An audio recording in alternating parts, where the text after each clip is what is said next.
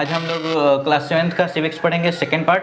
ठीक है, पहला पार्ट हम लोग पढ़ चुके हैं सेकेंड लेसन का, role of government in health, यानी कि सरकार का स्वास्थ्य के क्षेत्र में योगदान। ठीक है, जिसमें हम लोग पढ़े थे कि फिजिकली और मेंटली पूरी तरीके से फिट होना ही हेल्थ कहलाता है, अर्थात शारीरिक तौर पर पूरी तरह स्वस्थ होना, मानसिक तौर पर पूरी तरह स्वस्थ होना, ठीक रहना, फिट रहना ही स्वस्थ कहलाता है। ठीक है, यह एक हमारा कॉन्स्टिट्यूशनल राइट्स भी है, यानी कि इसको हम लोग फंडामेंटल राइट्स के अंतर्गत मानते हैं। हमारे देश में पंचवर्षीय योजनाओं के अंतर्गत हेल्थ सर्विसेज की सेवा उपलब्ध कराई गई है। ठीक है, स्वास्थ्य सेवाएं उपलब्ध कराई गई हैं। इसको दो भागों में बांटा गया है, एक होता है पब्लिक हेल्थ सेक्टर और दूसरा होता है प्राइवेट हेल्थ सेक्टर अर्थात सर्विसेज। ठीक है, तो हम लोग पब्लिक के बारे में पढ़ते हैं, अर्थात सामुदायिक स्वास्थ्य केंद्र, जिसका सरकार के द्वारा सेवाएं उपलब्ध कराया जाता है। अब उसमें हम लोग पढ़े थे कि जो पब्लिक हेल्थ सेंटर्स होते हैं, यानी कि सरकारी हॉस्पिटल जो होते हैं, उसमें विभिन्न प्रकार की सेवाएं उपलब्ध कराई जाती हैं। उसमें डॉक्टर होता है, मिडवाइफ होते हैं, ठीक है, और नर्स होते हैं, और सहायक कुछ लोग होते हैं, दवा देने वाले होते हैं, कुछ लोग होते हैं जो सेवाएं उपलब्ध कराने का काम करते हैं। ये शहरों में, गाँव में, कस्बों में हर जगह उपलब्ध कराया जाता है। यहाँ पर कम कीमत में लोगों का इलाज किया जाता है। अब हम लोग पढ़ते हैं प्राइवेट हेल्थ सेक्टर। तो प्राइवेट हेल्थ सेक्टर जो होता है वो स्वास्थ्य के क्षेत्र में सबसे ज़्यादा महत्वपूर्ण योगदान निभाता है। ठीक है, क्योंकि ये जो प्राइवेट हेल्थ सेक्टर्स होते हैं ये एक प्रकार का बिजनेस करते हैं, ज़्यादा से ज़्यादा धन कमाने का काम करते हैं। ठीक है, तो इनका मुख्य उद्देश्य जो होता है वो धन कमाना होता है। ठीक है, और हम जानते हैं कि सरकार अकेले पूरे देश में स्वास्थ्य सेवाएं उपलब्ध नहीं करा सकती, इसलिए हमारे देश में लगभग 80% हेल्थ सेवाएं जो हैं, सर्विसेज जो हैं, वो प्राइवेट हेल्थ सर्विसेज ही उपलब्ध कराती हैं, अर्थात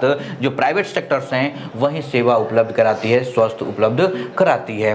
ठीक है, तो इसके लिए होता क्या है कि सरकार प्राइवेट क्षेत्र को, अर्थात निजी जो अस्पताल होते हैं उनको ज़मीनें अलॉट कराती है और वहाँ पर वे लोग हॉस्पिटल्स खोलने का काम करते हैं, अस्पताल खोलने का काम करते हैं। ठीक है, अब बताया गया है कि measures taken by the government to ensure equality in health, अर्थात ऐसे तरीके जिसके द्वारा सरकार के द्वारा अपनाए गए ऐसे तरीके जो हेल्थ के क्षेत्र में, अर्थात स्वास्थ्य के क्षेत्र में समानता को इंश्योर करता है, सुनिश्चित करता है। तो आपको मालूम है कि कुछ साल पहले हमारा जो देश था वो पोलियो नामक बीमारी से ग्रसित था। तो हमारे देश में एक योजना चलाई गई जिसके अंतर्गत सभी लोगों को पोलियो का टीकाकरण हुआ या फिर पोलियो की दवा पिलाई गई थी, और इस तरीके से हमारा जो देश था वो पोलियो से पूरी तरह मुक्त हो गया। तो वो जो सेवा थी वो प्रत्येक व्यक्ति को उपलब्ध कराई गई थी, चाहे वो जिस जाति का हो, धर्म का हो, रंग का हो, इससे मतलब नहीं है, सबको यह सेवा उपलब्ध कराई गई थी। इसके साथ ही साथ जो भी हेल्थ सेवाएं उपलब्ध कराई जाती हैं वो सबके लिए होती हैं, लेकिन फ़र्क बस इतना है कि जो सरकारी होती हैं वहाँ पर कीमत कम लगता है और जो प्राइवेट होती हैं वहाँ पर कीमत ज़्यादा लगता है, अर्थात ज़्यादा पैसा खर्च होता है। ठीक है, लेकिन फिर भी हमारे देश में कुछ ऐसी जगह हैं जहाँ पर जेंडर डिस्क्रिमिनेशन होता है, अर्थात लैंगिक पक्षपात होता है लिंग के आधार पर। जैसे कि पिछड़े इलाकों में जाएंगे, कुछ दूर दराज क्षेत्रों में, तो वहाँ पर जो महिलाएं होती हैं उनके साथ बहुत ज़्यादा पक्षपात किया जाता है। विशेषतः नीचे तबके की जो औरतें होती हैं, जो मजदूर औरतें होती हैं, उनके साथ प्रसव के दौरान उनके साथ बुरा व्यवहार किया जाता है। डॉक्टर उनका इलाज नहीं करते हैं, ठीक से उनकी देखभाल नहीं करते हैं, और ज़्यादातर ग्रामीण क्षेत्रों में रहने वाली जो औरतें हैं प्रसव के दौरान उनकी मौत हो जाती है, और केवल इसलिए क्योंकि उनके साथ पक्षपात किया जाता है और सही हेल्थ सुविधाएं उपलब्ध नहीं होती हैं। ठीक है, अब हम लोग आखिरी पॉइंट पढ़ते हैं, health care in India today.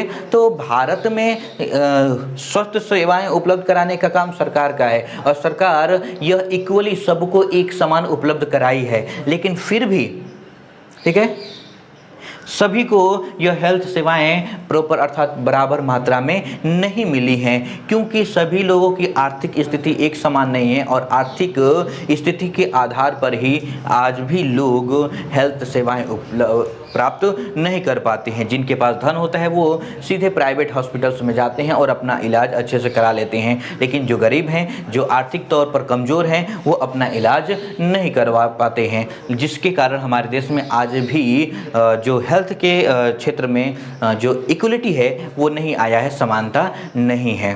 ठीक है, तो इस तरीके से यह हमारा लेसन ख़त्म होता है। अब इसमें जो भी क्वेश्चंस होंगे आपको समझ में ना आए आप हमसे पूछ सकते हैं, कॉपी पूरा कर लीजिएगा। धन्यवाद।